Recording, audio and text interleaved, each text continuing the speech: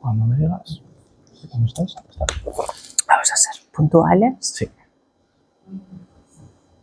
Bueno, pues buenas tardes. Vamos a retomar hoy la segunda de las 4 sesiones de esta edición de los Calechos de Invierno 2025, entamados por el Ayuntamiento de Lyon y la Asociación Cultural Faceira. Muchísimas gracias tanto al Ayuntamiento como a la Asociación por deixar-me hoy presentar esta charla, esta jornada. Y, por supuesto, muchísimas gracias a todos los asistentes y a Esther por estar hoy aquí falando sobre estas cuestiones.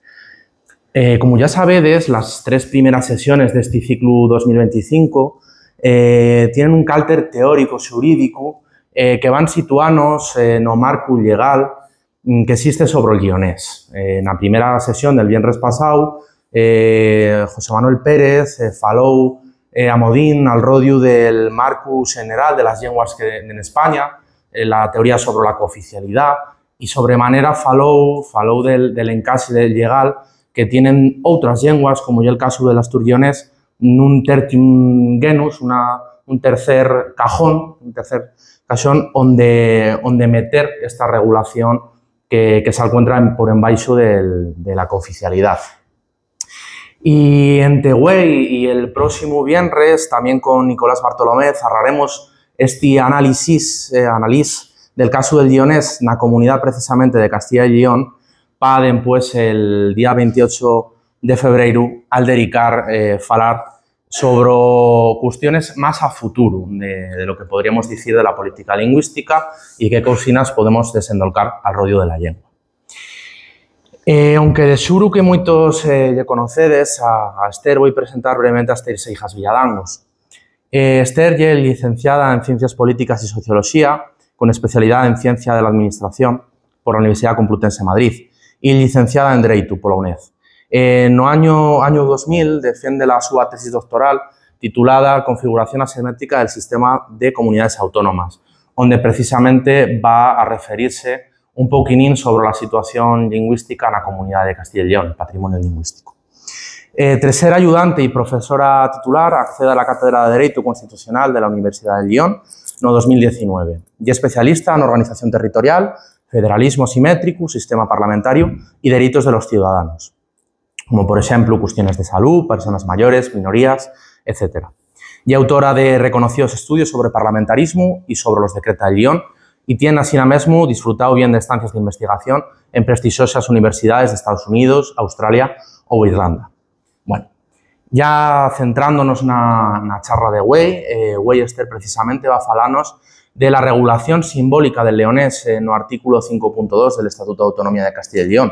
Aunque para llegar en esta regulación, al través de distintas entrugas, preguntinas que va a hacer, ¿no? para situarnos, tenemos que tener en cuenta una serie de antecedentes estatutarios.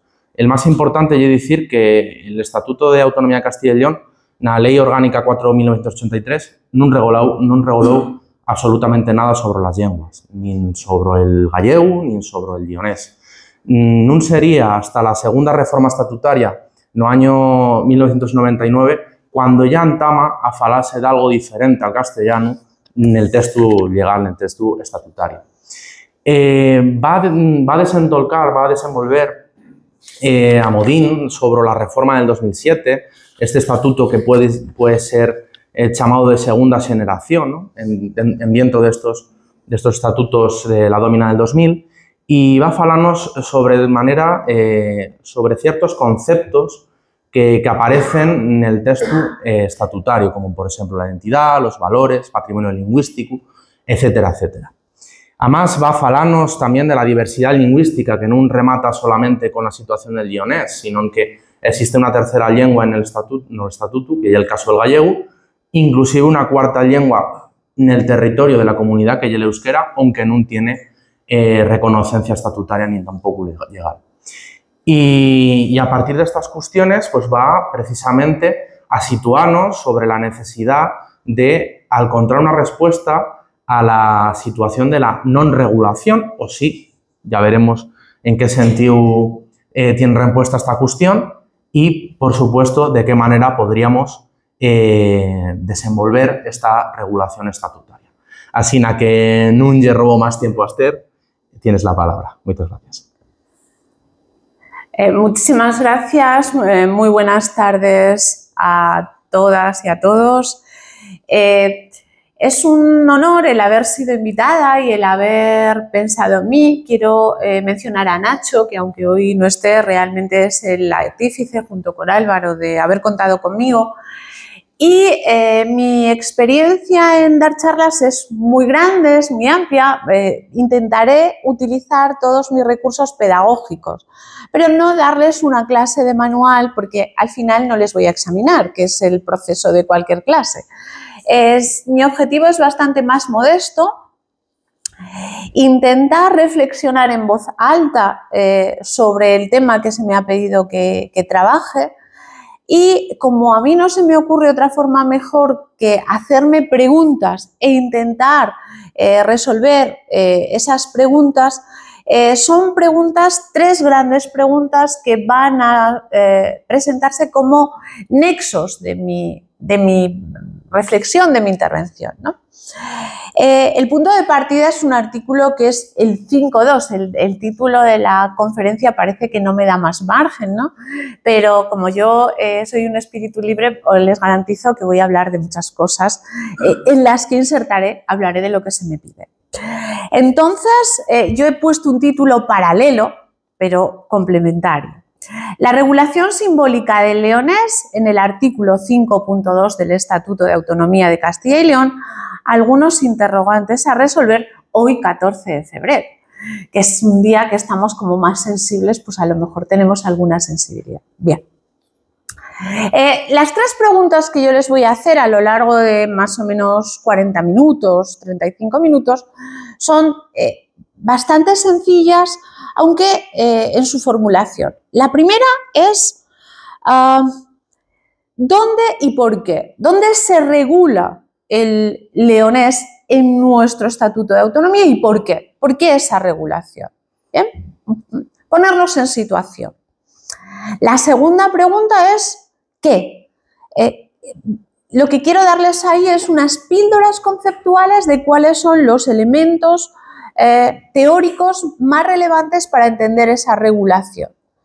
Y en tercer lugar, la tercera pregunta y la final será si hay esa necesidad de regulación, estoy haciendo una especie de spoiler, quién la tiene que hacer, cómo la tiene que hacer y cuáles son sus contenidos y sobre todo cuáles son sus límites desde mi punto de vista, ¿no? Quiero ser un poco prospectiva y dar unas ideas, unas propuestas. En esa contextualización, en esta contextualización de hablar del leonés, tenemos que partir del Estado español. Entonces, yo lo califico como un auténtico crisol lingüístico que puede ser utilizado como referencia internacional, ¿no? Aparte de una lengua oficial para todo el Estado, tenemos 6 comunidades autónomas con respectivas lenguas cooficiales: Galicia, País Vasco, la Comunidad Foral Navarra, Cataluña, Illes Baleares o Islas Baleares y la Comunidad Valenciana. A ellos se unen otros 6 estatutos que también reconocen una pluralidad lingüística dentro de su objetivo de regulación. El Estatuto de Autonomía de Andalucía, el de Aragón, el de Asturias, el de Castilla y León, rompiendo esa especie de convicción o de que somos monolingües. Y también el Estatuto de Extremadura, ¿no? Hay otro que es el Estatuto de Autonomía de la Región de Murcia, que también hace una referencia al Panocho y, aunque expresamente no aparezca regulado, los estatutos de las ciudades autónomas de Ceuta y Melilla también tienen una sensibilidad respecto a las singularidades lingüísticas de esas dos ciudades autónomas. Por lo tanto, en cuanto a regulación, podríamos decir que tenemos una hiperregulación. ¿Bien? Entonces, nuestro patrimonio lingüístico es un patrimonio lingüístico rico que desde la óptica que a los que hoy han decidido estar aquí escuchándome, lo que les interesa es cómo se inserta en él el leonés, desde este marco más bien amplio. Y aquí la primera pregunta: ¿dónde y por qué se regula el leonés, al menos a día de hoy, a 14 de febrero de 2025? La respuesta es en el Estatuto de Autonomía de Castilla y León. Pero para llegar a ese Estatuto de Autonomía de Castilla y León, yo, intentando seguir a Fray Luis de León, como decíamos ayer, tengo que recuperar un poco la conferencia de José Manuel, y siendo un poco más o menos prosaica, como decían los tirolines cuando iban a Benavides, toca la misma que hay gente nueva, pues a lo mejor alguno de ustedes no estuvo el otro día y es bueno que le hagamos un repaso. Entonces, amparándome en ambos argumentos, el repaso muy escueto a esa situación que los juristas llamamos una regulación multinivel, multicapas, ¿no? Estamos en un estado hiperregulado que se inserta en relaciones globales, y aquí nos vamos a ir a 3 niveles o a 3 estadios. Muy sencillo. Un estadio inicial, que es el del Consejo de Europa, y ahí nos encontramos con la Carta Europea de Lenguas Regionales o Minoritarias, que es de 1992 y que nosotros ratificamos en 2001. Como apunte, como nota al pie, no confundamos Consejo de Europa, que es el artífice de esta carta, con Unión Europea. La Unión Europea, en su tratado fundacional, en el artículo 3.3, sí que hace una referencia al pluralismo lingüístico, pero es el Consejo de Europa, que es una organización intergubernamental fundamentada en un tratado internacional múltiple, focalizada en la cultura y en la protección de los valores europeos, donde se hace esta protección. Bruselas-Estrasburgo, para que nos entendamos. Estamos en Estrasburgo y estamos en el Tribunal Europeo de Derechos Humanos desde el punto de vista de la fiscalización de estas decisiones, ¿no? Bueno, esta Carta Europea de las Lenguas Regionales o Minoritarias reconoce el papel de las lenguas minoritarias. España la suscribió y, por lo tanto, podríamos decir que ya ahí está todo resuelto, ¿no? Por una norma de carácter supraestatal. Nos vamos al artículo 10 de la Constitución y incorporamos ese ordenamiento a esa norma, ese tratado a nuestro ordenamiento jurídico. Hay distintas partes. Ese reconocimiento no es tan generoso como a priori nos podría dar lugar a pensar cuando se habla de lenguas minoritarias, porque distingue entre lenguas que tienen el estatus de cooficiales y otras lenguas que no lo tienen. Y también hace un elemento de la lectura es muy importante. Tienen que tener un reconocimiento estatutario, para que realmente se proyecte sobre ellas el argumentario de esa protección, de ese elemento tuitivo del Consejo de Europa, ¿no? Y realmente hay 2 partes, la parte segunda y la parte tercera.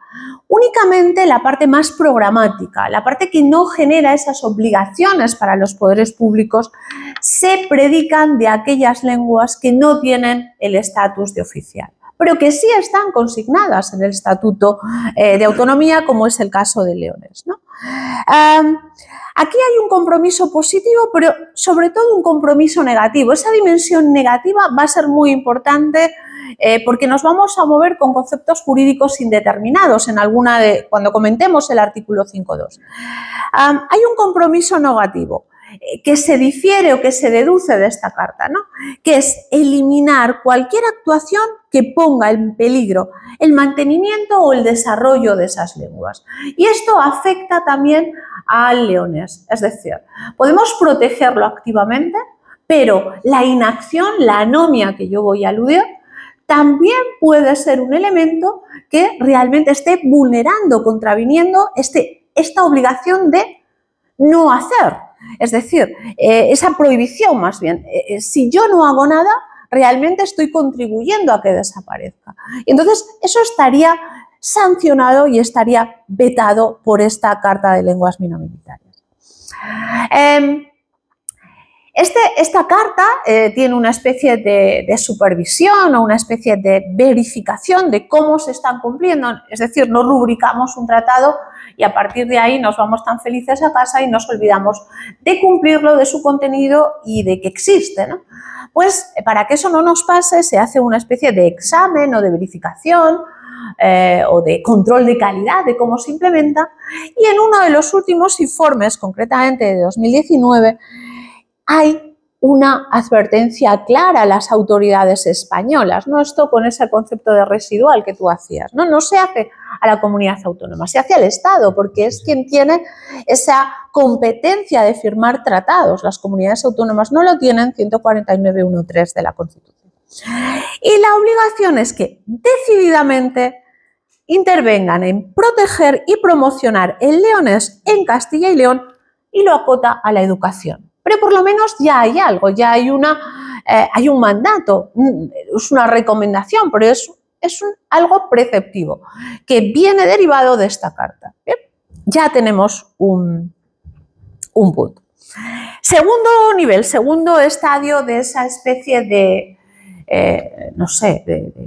corte del globo regulador del leonés. A nivel constitucional, yo creo que el otro día se abordó muy bien cómo la Constitución integra en su título preliminar, en el preámbulo también, la protección de las lenguas, pero en el artículo 23, cuando se habla de los medios de comunicación, pero sobre todo en las competencias exclusivas de las comunidades autónomas. Hay un artículo, el 148.1.17, que a veces en las clases nos lo saltamos porque nos centramos en las competencias exclusivas del Estado, pero no en lo que las comunidades autónomas tienen por mandato constitucional la posibilidad de asumir, ¿no? Y es esa protección, ese fomento de las lenguas de su propia comunidad autónoma, sin entrar a definir si son oficiales, no oficiales, lenguas propias, no las adjetiva, pero ahí hay un compromiso marcado no en un estatuto, en la Constitución. ¿Bien? El artículo 3 es un artículo que dio bastantes quebraderos de cabeza, ¿no? Estamos en el momento de la transición y había una patata caliente que era la pluralidad territorial. Entonces, dentro de esa pluralidad territorial, fíjense la ubicación, la importancia que tiene para el constituyente topográficamente este artículo 3. Primero, se define el Estado, España es un Estado social y democrático de derecho.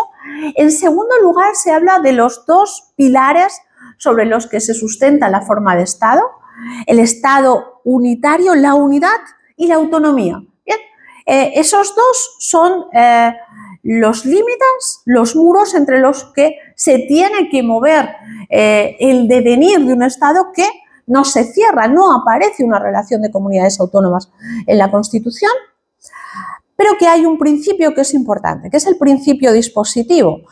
Esa libertad y esa desconstitucionalización de sus mandatos fue útil para sacar adelante la Constitución, pero luego puede ser un problema para cerrar algunos flecos que han resultado bien conflictivos. E inmediatamente, fíjense, aparece el artículo 3, el artículo que regula las lenguas. Es decir, el mensaje desde la Constitución es que es de gran importancia el elemento lingüístico a nivel estatal, a nivel de comunidades autónomas cooficiales y luego a nivel de otras lenguas que no tengan ese estatus de cooficialidad. El apartado 3 de ese artículo 3. La riqueza de las distintas modalidades lingüísticas de España es un patrimonio cultural que será objeto de especial respeto y protección.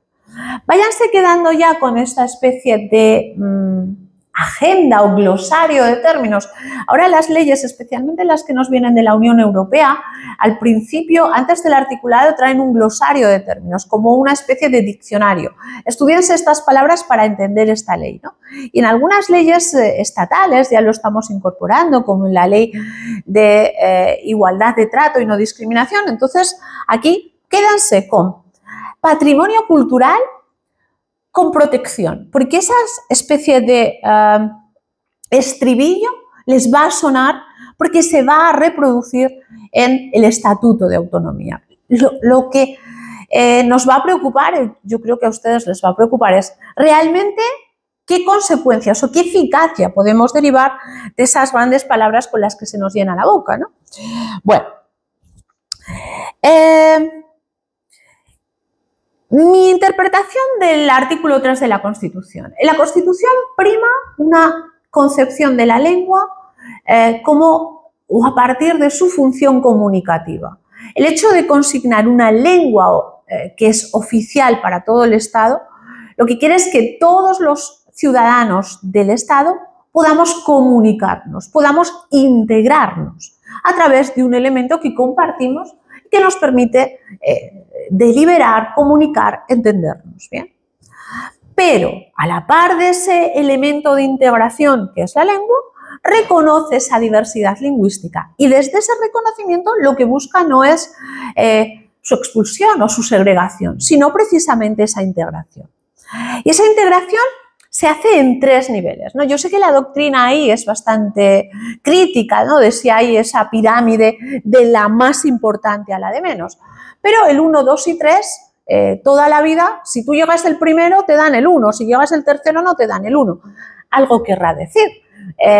Esa ordinación no habla primero, segundo y tercero, pero el hecho de que haya un apartado 1 y 2 y 3, si aquí no les gusta, a lo mejor si le damos la vuelta desde la perspectiva del estatuto, a lo mejor tiene otra lectura. Bien.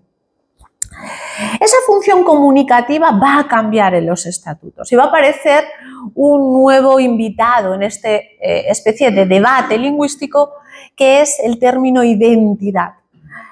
La lengua no solo se va a utilizar como instrumento de comunicación, sino se va a utilizar como un referente o como un elemento identitario. Y ahí es donde los estatutos de autonomía han entrado a saco. Bien. ¿Cuál sería desde una categoría jurídica el valor que tiene esta regulación constitucional? Consigna derechos para los ciudadanos y por lo tanto deberes para los poderes públicos.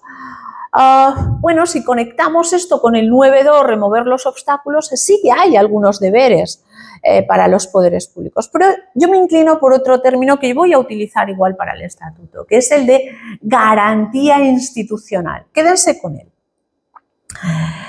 La Constitución garantiza que hay que respetar que el castellano es la lengua oficial del Estado, que hay comunidades autónomas que van a tener lenguas cooficiales siempre y cuando las consignen como tales en sus respectivos estatutos de autonomía y que luego va a haber distintas modalidades lingüísticas que integran una riqueza de nuestro patrimonio cultural, sin entrar a explicitar cuáles son, y a ellas establece 2 objetivos: respetar y proteger. Bien. Bueno, este es el marco constitucional, el marco del Consejo de Estado, del Consejo de Europa, el marco constitucional. El tercer nivel de este desarrollo multinivel y el por qué a esta regulación. La primera de las preguntas, ¿no? ¿Por qué y cómo se regula y dónde se regula? Bueno, pues en el Estatuto de Autonomía de Castilla y León, el que sería el 17º Estatuto de 19, el último, porque los otros son de las 2 ciudades autónomas de Ceuta y Melilla, Ley Orgánica 4/1983, no dice nada de la lengua, ni del castellano, ni del leonés, ni de la lengua gallega. Es más, hay una especie de pleonasmo, de insistencia. En el artículo 1.2 de esa primera redacción del Estatuto, lo que se dice es: Castilla y León es la institución que se organiza política y jurídicamente el autogobierno de la comunidad autónoma, asume la identidad de Castilla y León. Si me permiten la licencia, aunque esté grabado, esto es como yo toda la vida por fin entendí la expresión de Juan Palomo: yo me lo guiso, yo me lo como. Es decir, Castilla y León es la institución que se organiza y asume la identidad de Castilla y León. En resumidas cuentas, Castilla y León es Castilla y León. Más o menos, ¿no?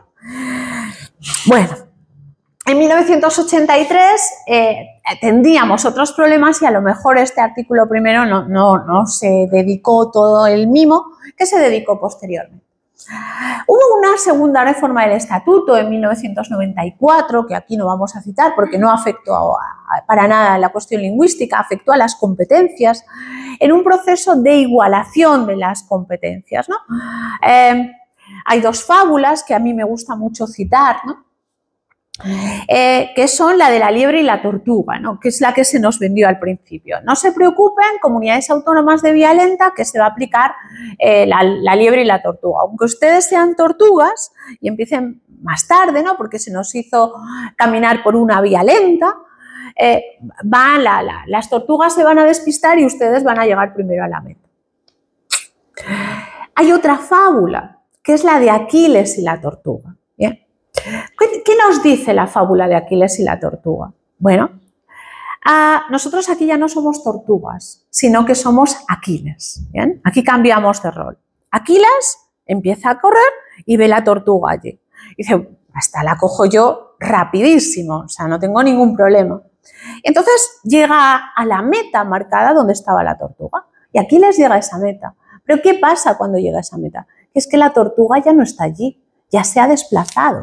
Entonces, Aquiles va cumpliendo sus metas, pero no alcanza, no equipara y desde luego no hace un sorpaso a la tortuga, porque la tortuga, comunidades autónomas de vía lenta, ya han ido caminando, ya han ido evolucionando. Y por lo tanto, partimos de una situación muy próxima a la situación de diferencia de partida. Dicho lo cual, en ese reparto competencial del 94 ampliamos las competencias, pero tampoco nos equiparamos a las nacionalidades históricas.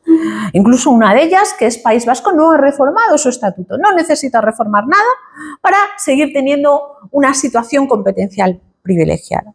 En 1999 ya cambian las cosas. En 1999 acometemos la segunda reforma de nuestro Estatuto de Autonomía y ya sí que se hace un guiño a la lengua.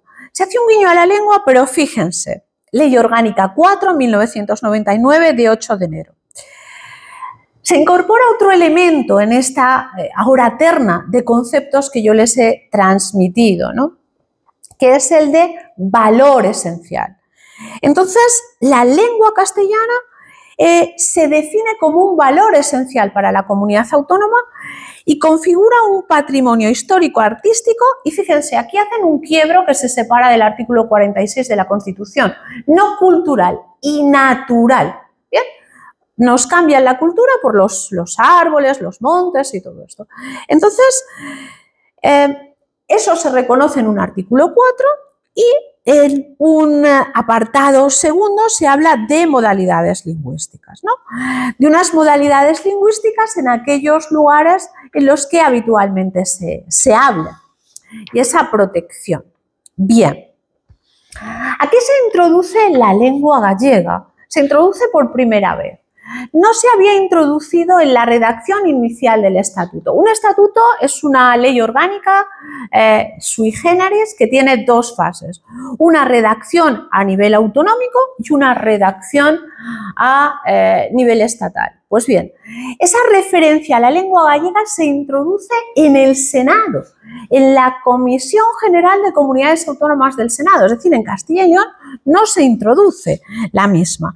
Y quien fuera portavoz, he traído la cita, he complementado la cita, quien fuera portavoz del Grupo Parlamentario Popular en el Senado, dijo lo siguiente, para que, mira, decir, no se hagan ustedes demasiadas ilusiones.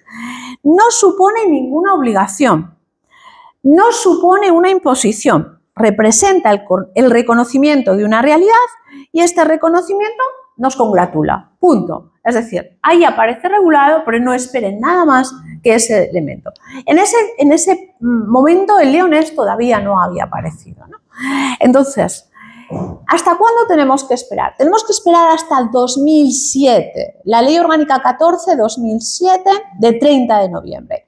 Ahí seguimos en el título preliminar del estatuto y ese artículo 4 se desagrega. ¿Bien? Ya salen dos artículos, el artículo 4 y el artículo 5. Interesante. El artículo 4 mantiene la esencia de esa atribución identitaria al castellano La lengua castellana y el patrimonio histórico, artístico y natural son valores esenciales para la identidad de la Comunidad de Castilla y León y serán objeto de especial protección y apoyo, por lo que se fomentará la creación de entidades que atiendan a dicho fin. Lo importante aquí son lengua castellana, valor esencial, identidad de la comunidad. Bien, pero nos vamos con un artículo 5. La lengua castellana y el resto del patrimonio lingüístico de la comunidad. Aquí una pequeña mención o una pequeña apostilla de cómo se llegó a esta redacción del Estatuto de Autonomía de Castilla y León, de la versión 2007, la versión vigente, ¿no? El proceso arranca en 2005 en el debate de política general del Estado de la región de junio de 2005 y a partir de ahí se lanza la idea de reformar el Estatuto de Autonomía con 3 consignas. ¿Bien? Que se refuerce la personalidad y la identidad de la comunidad autónoma, que se profundice la calidad del autogobierno y que el estatuto sea eficaz, que se traslade a la cotidianeidad de los problemas de los ciudadanos. Bien. Desde luego que esta reforma encaja bien con el primero, lo de reforzar la identidad de la comunidad autónoma. No podemos dejar de lado que este estatuto no se reformó aquí así motu propio, ¿no? Estamos en un contexto que ya había sido abierto por el País Vasco de reformar los estatutos y en este momento ya se había reformado el Estatuto de Autonomía de Aragón, el Estatuto de Autonomía de Cataluña y ya vendrían todos. ¿Cuál fue lo más interesante de estos estatutos, así a vuela pluma, ¿no? Pues que cada vez se convierten más en constituciones. Si leen el Estatuto de 1983, no les voy a preguntar si lo han leído, porque en 27 años que llevo dando clase, hago esa pregunta a mis alumnos y todos no, digo, bueno, pues este año lo tienen que leer porque entra en el examen, ¿qué vamos a hacer? Hay que leer. Entonces, es una pregunta que, nada, retórica. Si hubieran leído el de 1983, el de 1994, 1999, es un contenido orgánico, se regulan instituciones, órganos, pero no se regulan derechos. Lo que caracteriza una Constitución, he traído un ejemplar muy chiquitito de la Constitución, pero el tamaño no importa, importa el contenido. Lo que distingue esta Constitución de este Estatuto de Autonomía es que la Constitución tiene una parte dogmática y una orgánica. ¿Qué es la parte dogmática? Donde se regulan los derechos de los ciudadanos. Esa parte realmente más humana, más personal. Hasta ese punto, todos los estatutos de autonomía carecían. Y siempre, cuando explicábamos, decíamos, es que eso es una diferencia entre un estatuto y una constitución. Pues a partir de 2007, esto ya no es, porque los estatutos incorporan esas cartas de derechos. ¿Bien? Y ahora dirán ustedes, pues en esas cartas de derecho incorporarán el derecho a utilizar las distintas lenguas. No, falsa premisa. Volvemos otra vez a movernos en ese título preliminar. Los títulos preliminares son como que definen por dónde vamos a ir. Y dice, a partir de ahí se inicia la andadura de una proposición de ley. El origen de este estatuto no está en una decisión del Ejecutivo, no es un proyecto de ley, sino es una propuesta que se busca que sea consensuada y se crea una comisión no permanente para la redacción del mismo, ¿no? En esa comisión no permanente he buscado algunas figuras que nos puede... Arbizu estaba Otero Pereira y estaba Ángel Villalba, ¿no? Que Ángel Villalba parece ser el impulsor de que se incorpore el leonés en este artículo 5 del Estatuto. Este texto se elabora por esa comisión, se remite al Consejo Consultivo y fíjense, el Consejo Consultivo le saca algunos detalles, ¿no? La lengua castellana era el artículo 5 llevaba por título la lengua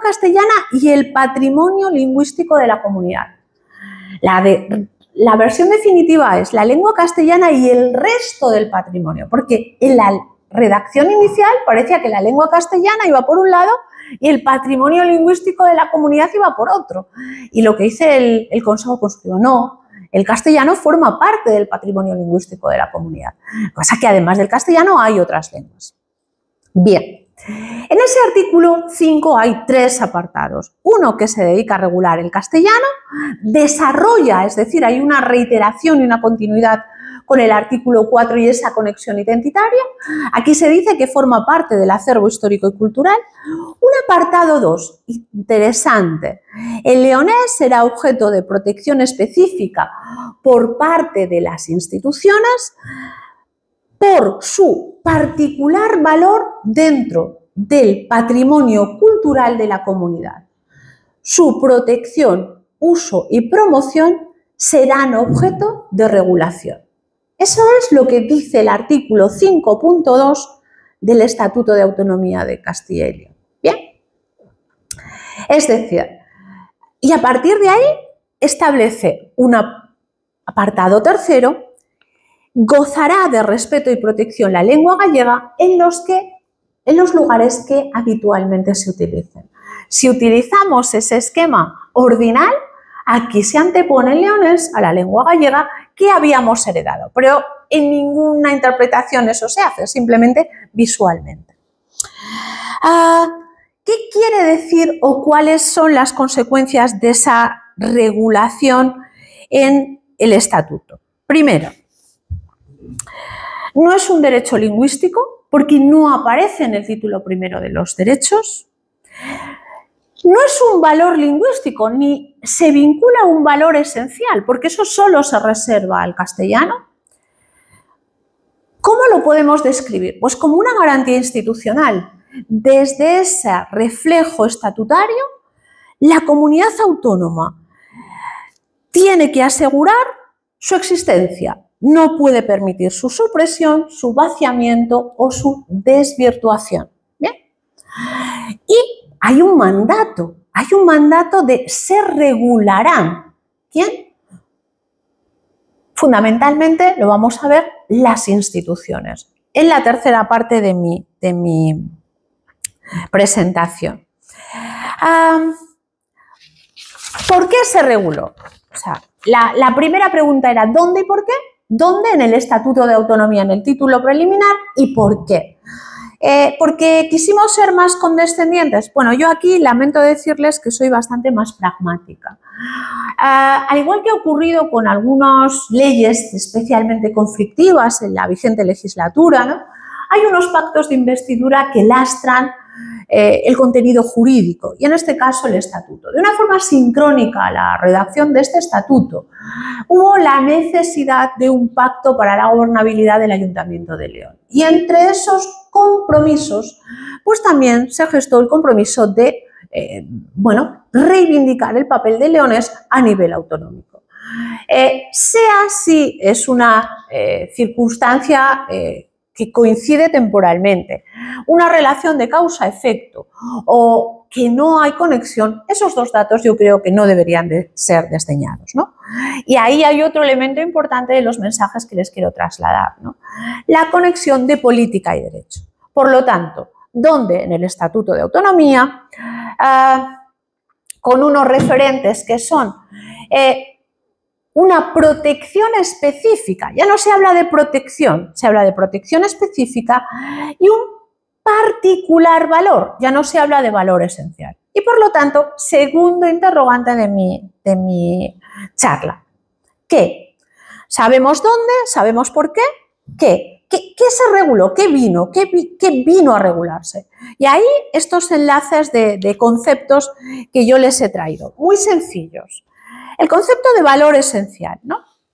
No es el concepto de valor superior que utilizamos cuando hablamos de la Constitución, los valores superiores del ordenamiento, la libertad, la justicia, el pluralismo. No. Aquí se habla de valor esencial. Y el valor esencial solo lo entendemos si hay otro sustantivo con el que se vincula, que es el de identidad.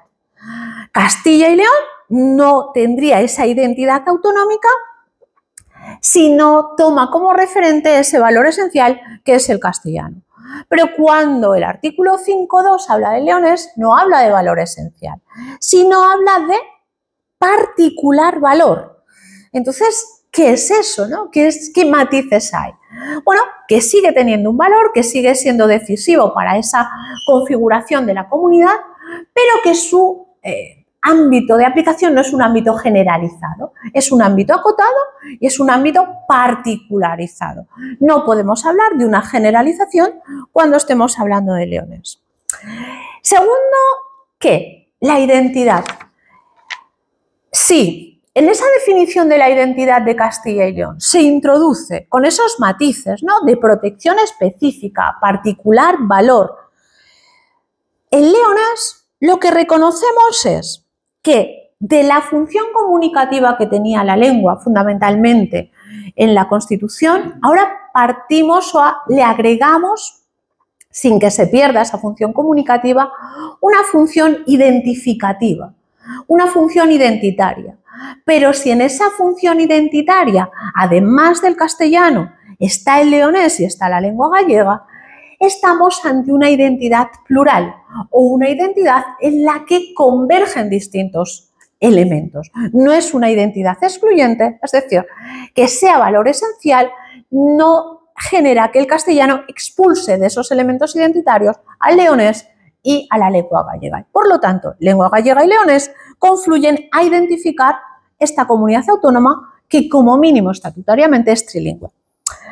Otro elemento importante que aquí no aparece, pero que sí aparecía en la Carta de Lenguas Minoritarias del Consejo de Europa, lo de la oficialidad. Aquí no se atribuye el estatus de cooficial a ninguna de las otras lenguas,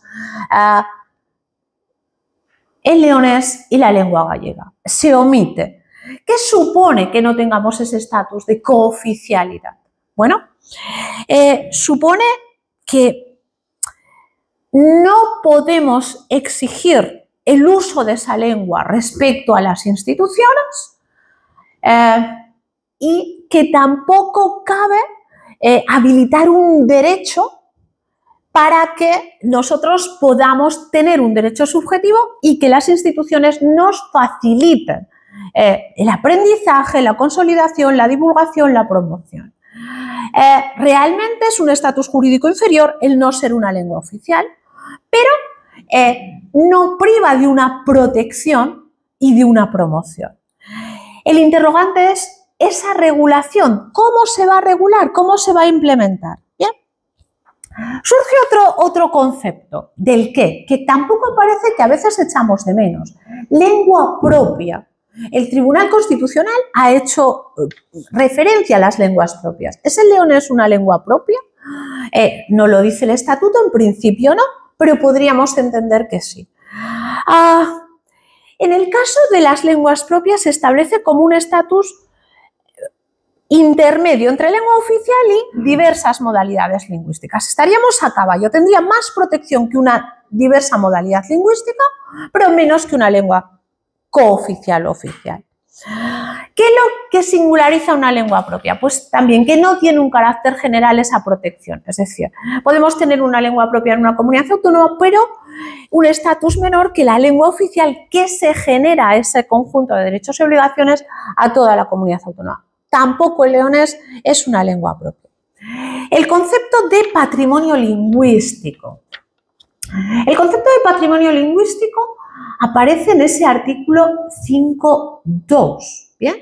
El patrimonio lingüístico de la comunidad autónoma y realmente entendemos que es una especie de un género más amplio que es el patrimonio cultural y que se focaliza en la lengua.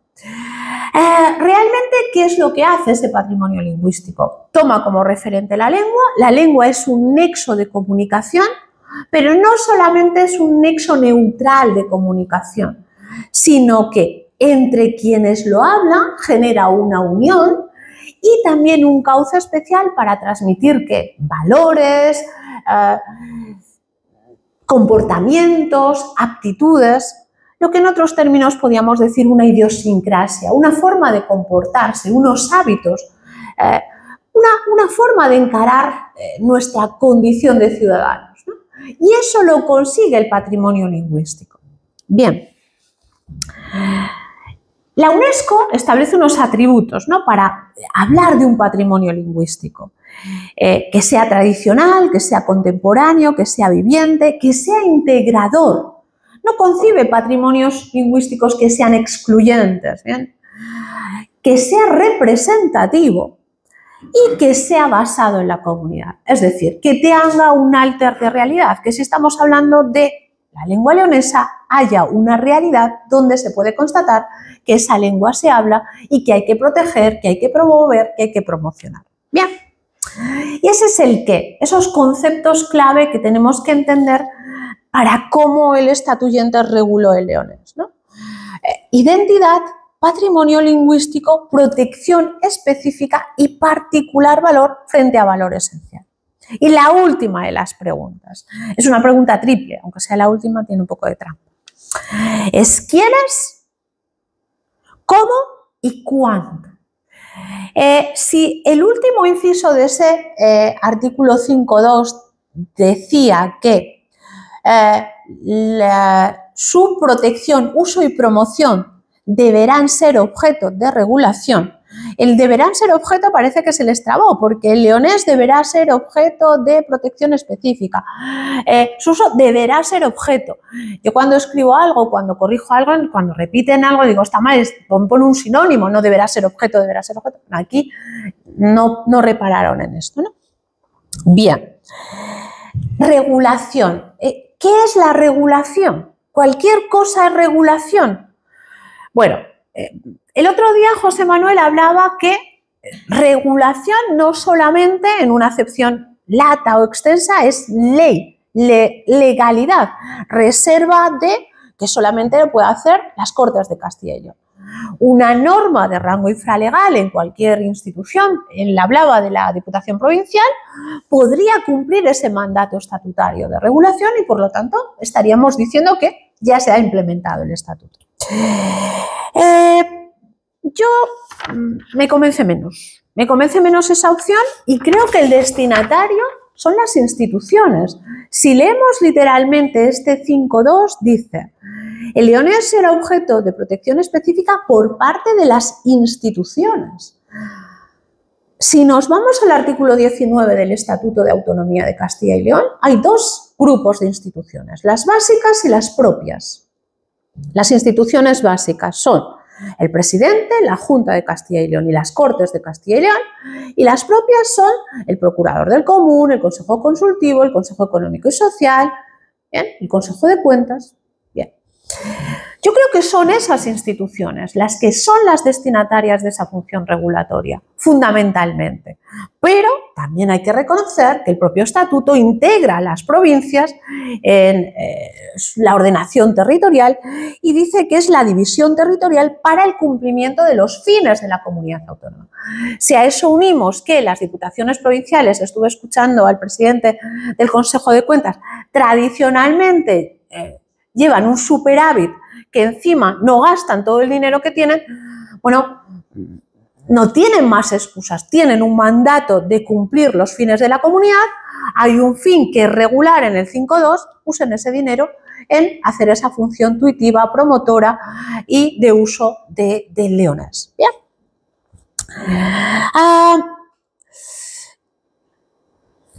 ¿Qué han hecho las instituciones? Las instituciones básicas no han hecho nada, así, por ir resumiendo. Las Cortes, que es la que tiene la función legislativa, no ha legislado. Las instituciones propias, hay un informe del Procurador del Común relativo a una queja que yo traje aquí, que data de 2009, es decir, 2 años después del estatuto, que es una especie de diálogo de sordos, ¿no? Porque hay una queja, ¿no?, que pasados 2 años, transcurridos 2 años desde el estatuto de 2007, no se ha hecho nada respecto al 5.2, respecto al leonés. Y entonces el Procurador del Común, institución propia, se dirige a la Consejería de Educación y a la Consejería de Cultura y Turismo. Una resolución que es muy cortita, me permiten leerla. El artículo 5.2 del Estatuto de Autonomía obliga a dictar una regulación específica para la protección, uso y promoción de leones. Es decir, del futuro serán objeto de regulación, deduce un mandato, una obligación, una imperatividad. ¿Bien? En virtud de dicho mandato y dado el tiempo transcurrido desde la entrada en vigor de la reforma del Estatuto, corresponde impulsar la correspondiente iniciativa legislativa a través del pertinente proyecto. Agregaría yo, o proposición, porque no solamente tiene que hacerlo el Ejecutivo, el Procurador del Común olvidó que las Cortes de Castilla y León tienen iniciativa legislativa y por lo tanto pueden hacer una proposición. ¿Cuál fue la respuesta? Hubo respuesta, esto también es importante, porque si no hubiera habido respuesta sí que el diálogo de sordos era total. Desde la Consejería de Presidencia, a ver, se la dirigen a Cultura y Educación y contesta Presidencia, pero bueno, iba a decir no. Elefante, animal de compañía, vale, lo acepto. Se acepta y se comparte la resolución de la institución del Procurador del Común en los estrictos términos del vigente Estatuto de Autonomía de Castilla y León. ¿Ya está? Y hasta ahí, como decía, puedo seguir leyendo. No, es que no hay más. Estamos de acuerdo, pero ahí nos hemos quedado. Esto es 2009. Bien. Vamos a ver. Para ir acabando. En esta parte de quiénes yo creo que son las instituciones autonómicas, cómo, bueno, pueden hacer un proyecto de ley, pueden hacer una proposición de ley, pueden hacer una regulación de rango infralegal, reglamentario en esas dos consejerías que sí que tienen esa potestad y solamente tenemos el 5.2 en el Estatuto que ampare esa dimensión de hacer de la comunidad autónoma. Yo he encontrado más y seguramente que hay muchos más referentes. En el artículo 13.10, título primero, Derechos Sociales, el apartado 10º, nos habla del derecho a la cultura y al patrimonio. Todos los castellanos y leoneses tienen derecho en condiciones de igualdad a acceder a la cultura. Y si dentro de nuestro patrimonio lingüístico está el leonés y no está protegido, promocionado y no se usa, ese derecho no se está cumpliendo. Los principios rectores del Estatuto. Artículo 16. Los principios rectores ya saben que tienen un valor, que inspiran al legislador, la actuación de los poderes públicos, pero están en el Estatuto. Habla de la presencia cultural de la comunidad autónoma en el exterior. Nosotros tenemos una zona que compartimos con Portugal donde es muy importante esa comunicación y esa promoción. Bueno, pues está incumpliendo ese principio rector. 23. No discriminación de colectivos. Bueno, aquí podemos entendernos que un colectivo que hable leonés se puede entender como colectivo, se puede entender como minoría. No hay un elemento, yo creo que tendría que haber un elemento cuantitativo y un elemento de erradicación, ¿no? Pero ahí también cabría reivindicar. Pero sobre todo en el ámbito competencial. Tenemos una competencia exclusiva en materia de cultura, 70.31. Y como copiamos un poco a los catalanes, tenemos lo que se llama la regulación por perfiles, ¿no? Íbamos identificando la lengua, íbamos identificando la educación, la sanidad, la seguridad, y a partir de ahí decíamos, y en esto tenemos los siguientes. Y cuando se habla de educación, fíjense lo que dice. La comunidad autónoma tiene competencia exclusiva para definir las materias relativas al conocimiento de la cultura castellana y leonesa.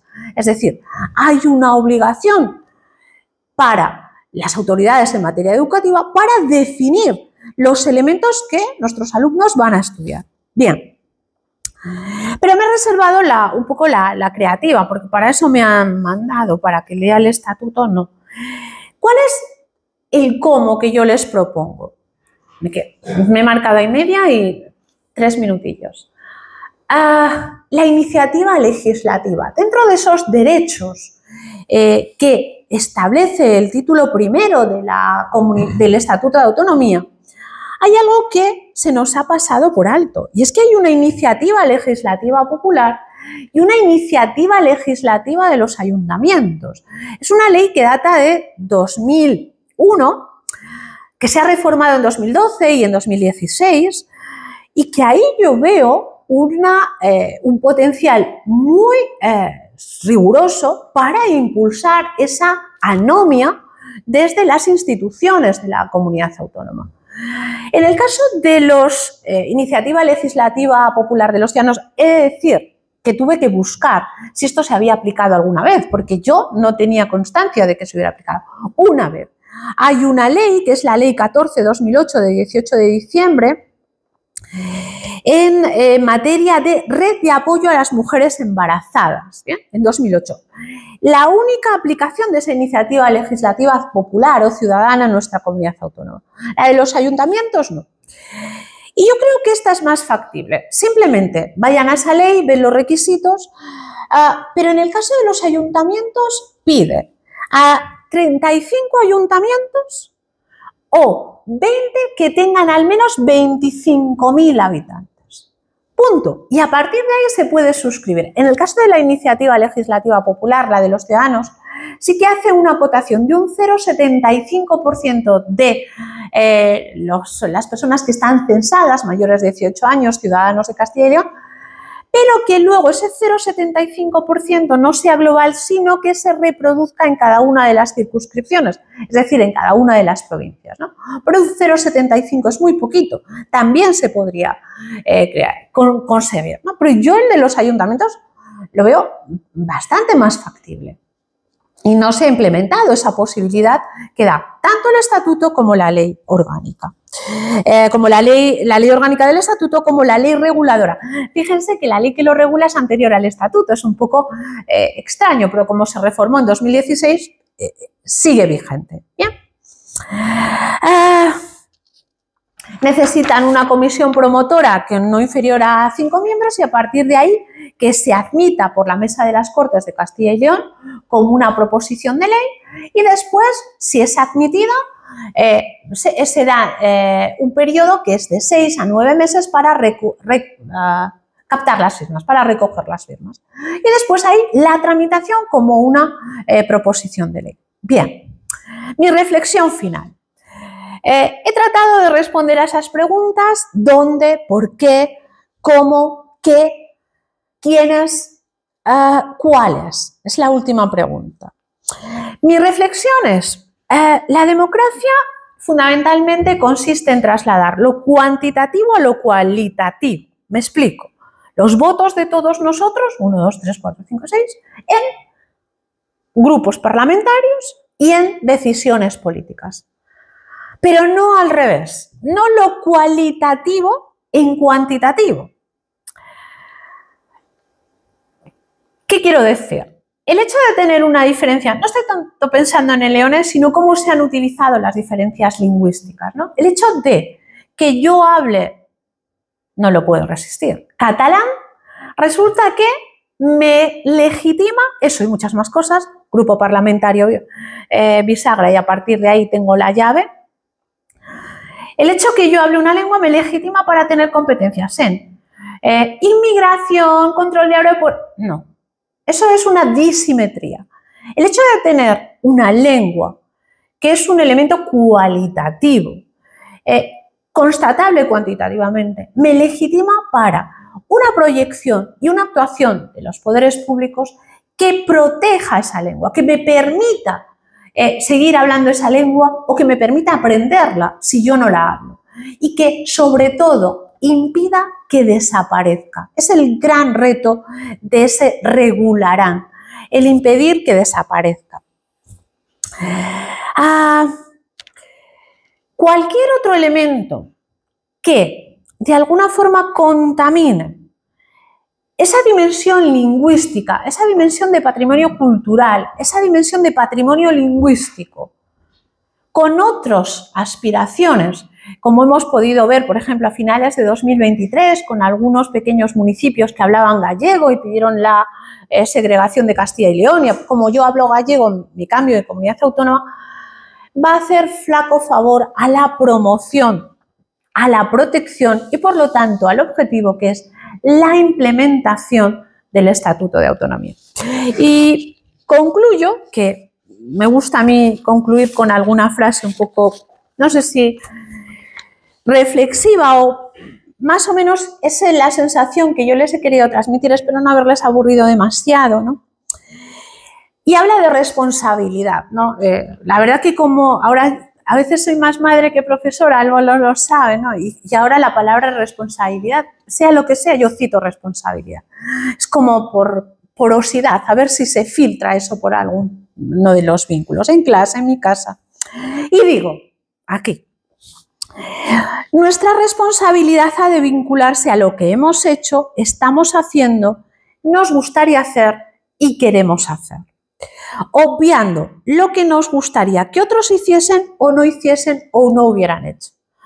Nosotros tenemos esa responsabilidad, pero hay un autor, hay un texto que seguramente los filólogos lo conocerán mejor que yo lo he descubierto bastante reciente, que es Brian Fryell, que habla de traducciones, translations.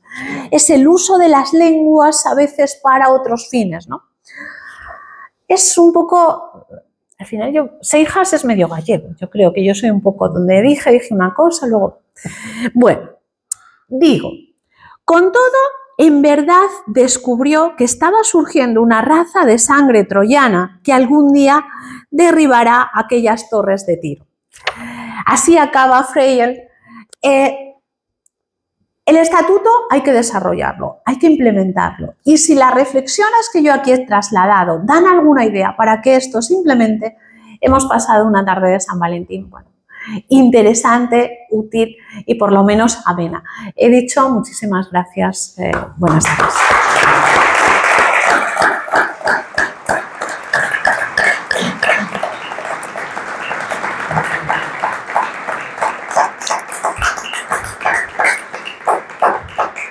Muchísimas gracias, Esther. De veras foi una charla valorosa, interesantísima y sobre todo instructiva.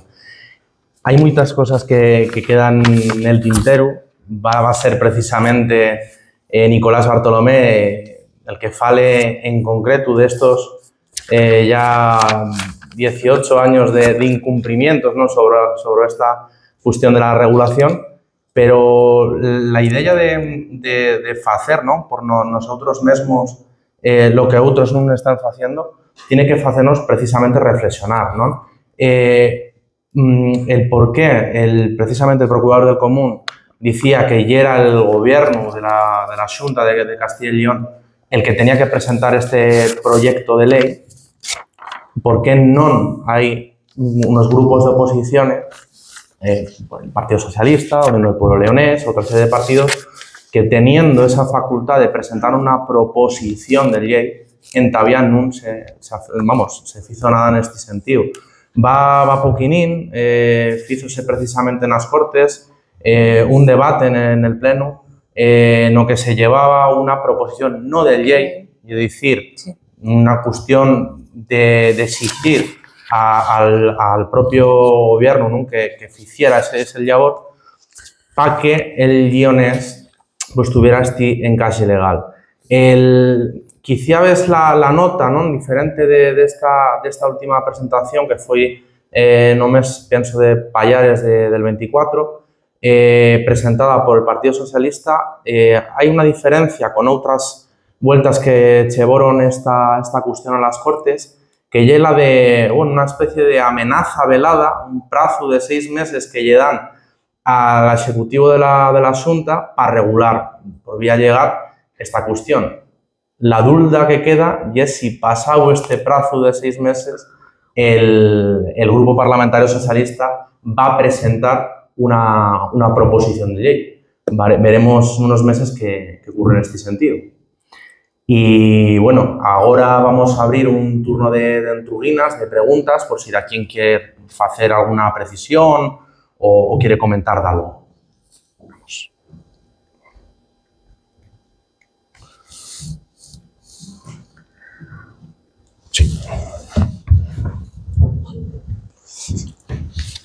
Uy, no sé si está abajo. Ahora. Uy, mira, a ver. Sí, no ayuda. Bueno, primero de todo, muchísimas gracias por tu conferencia. Quería hacer una pregunta más. Alentamos de la sua intervención, falou de las dudas de cómo, por qué, no sé si se siente, ¿no? Alentamos de la sua intervención, hizo referencia a cómo, por qué y está esa protección del estatuto y demás normativa legal. Pero yo quería preguntar por qué, desde su punto de vista, esa protección es simbólica, como dice su título de la sua conferencia. Porque nada más es simbólica.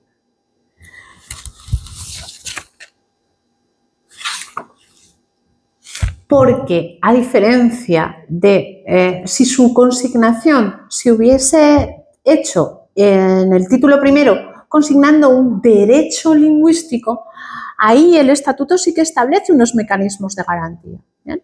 Establece esa obligación por parte de los poderes públicos de protegerla, establece una figura de un procurador del común, pero en el caso del título preliminar, los títulos preliminares no son como el preámbulo, pero Lucas Verdú decía que eran las fórmulas políticas de las constituciones o aquí de los estatutos, ¿no?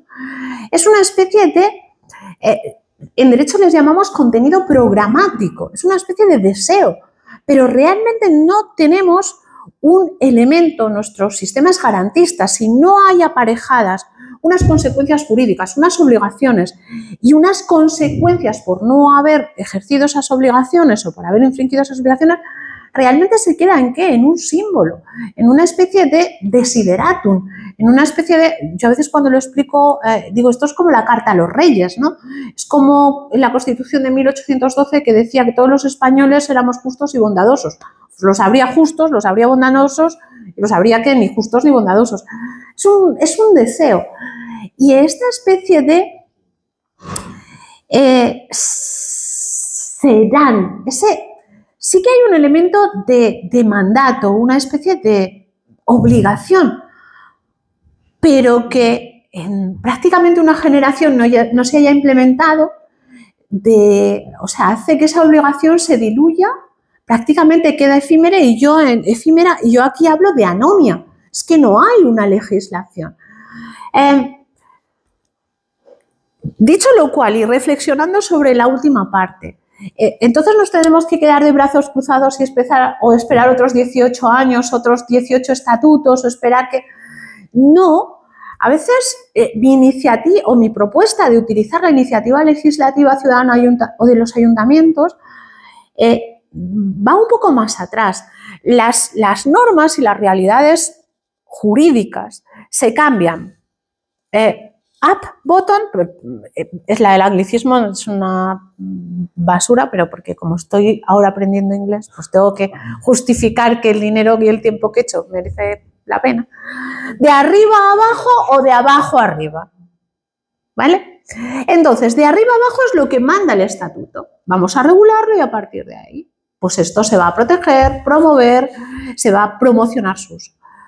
A lo mejor tenemos que empezar de abajo a arriba, ¿no? Si empezamos de abajo arriba y ahí los ayuntamientos no tienen una limitación dentro de su libertad presupuestaria, pueden implicarse.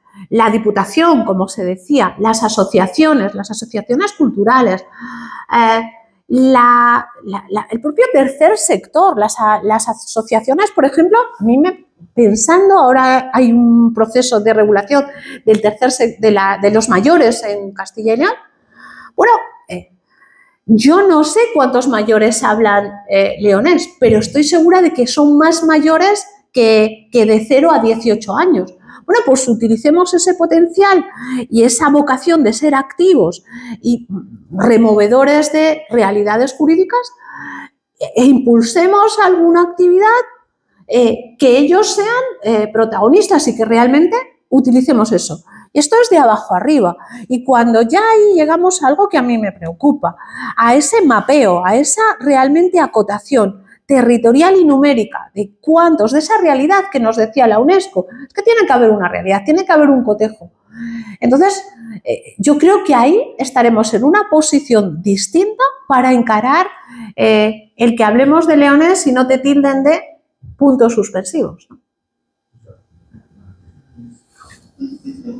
¿Alguien tiene alguna entruga más por ahí detrás? O lo dejé muy claro o no me entendieron nada. Aquí el gris no va a existir. Sí, ahí. Una entruguita. ¿Cómo está el tema del vasco euskera en el condado de Treviño? Sobre todo porque allí, al ser de euskera y de una potencia tan grande, a lo mejor lo tratan de otra manera que en especie que los países aquí con la chica y unesa. Se introduce en las escuelas, se introduce en la forma voluntaria. Es decir, el principio de voluntariedad en una escuela lo usas. Y por una realidad social, muchos de los ciudadanos del condado de Treviño hablan euskera porque sus relaciones son con compañeros de trabajo que hablan euskera. Es decir, más bien que Hermann Heller, más bien que normatividad es normalidad. Es decir, se normaliza el uso del euskera y a partir de ahí, esa posibilidad del enclave, de la segregación y todo eso, desde luego que es un nexo que vincula a ese territorio con la comunidad autónoma del País Vasco y a partir de ahí es un dato fáctico, ¿bien? Pero no hay una regulación específica y desconozco si el ayuntamiento tiene unas clases de euskera, una formación, pero lo que sé es que los colegios sí que lo promueven en esas actividades complementarias, voluntarias y que se normaliza, que puedes escuchar euskera con normalidad. Solamente por hacer un apunte a esta cuestión, los dos concellos del condado de Treviño, que son la Puebla de Arganzón y el otro Treviño, sí que tentaron políticamente de hacer una regulación de oficialidad del euskera nos concellos, pero hay una sentencia del Tribunal Superior de Justicia de Castilla y León que negó esa posibilidad. Es decir, hay una posibilidad competencial para regular precisamente cuestión de las escuelas, de aprendizaje voluntario, pero nunca pueden llegar a hacer una oficialidad no término municipal, con las relaciones entre los ciudadanos y la administración. Eso solamente lo pueden hacer los estatutos de autonomía. Claro, la reserva estatutaria. Sí. Perdón, igual es que yo no estoy viendo respuesta en esto. Quería preguntar que me quedara claro. Sí. De todo lo que dijo, para mí es mucho volumen en poco tiempo. Entonces, que me quede claro. Sí. Que me quede claro. O sea, hay derecho, por lo que hay escrito, que en la provincia, en el Reino de León, se hable el guionés. Se enseña el guionés y que sea normal que nos expresemos en esa lengua. Oye, se diga mejor. Lo que pasa es que no lo han hecho, no lo han promovido, el pueblo tampoco, las autoridades, ¿por qué estamos así? Porque es que yo soy muy reivindicativa, pero no queremos vivir, pero es igual. Ya soy muy mayor y hay cosas que se me van. En León no hay sangre, en León no hay, porque aquí no se protesta por nada, aquí no se reivindica nada, aquí al final estamos, yo soy mayor y ya me queda poco tiempo, pero qué pena de juventud, en este pueblo, como región, reino, pueblos, porque vas a Bierzo, vas a Corillón y allí ni gallego, porque non falan como gallego, porque non falan como gallego, non falan os castellanos, ni falan os leones. Eu non sei o que falan. Nos pueblos do Bierzo, na mitad deles non sei o que falan. Eso de León. Falan gallego, non falan. Bueno, las fronteras lingüísticas no son blanco o negro, ¿no? Hay pueblos que falan un gallego amestado, otros que es un lleonés amestado, no lleva una cosa ni el gallego de la Academia de Santiago de Compostela, ni... O sea, tenemos derecho a que nos enseñen un lleonés. No. No. Entonces, ¿qué escribido? Tenemos